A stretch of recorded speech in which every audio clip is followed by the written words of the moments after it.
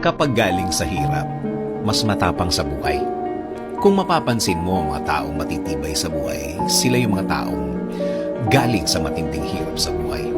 Mga naranasang grabe sa bigat ang mga problema na kung mararanasan sa buhay ng isang simpleng tao, susuko at susuko talaga. Aayaw at aayaw talaga. Bigla na lang titigil at tatanggapin na lang ang nangyari.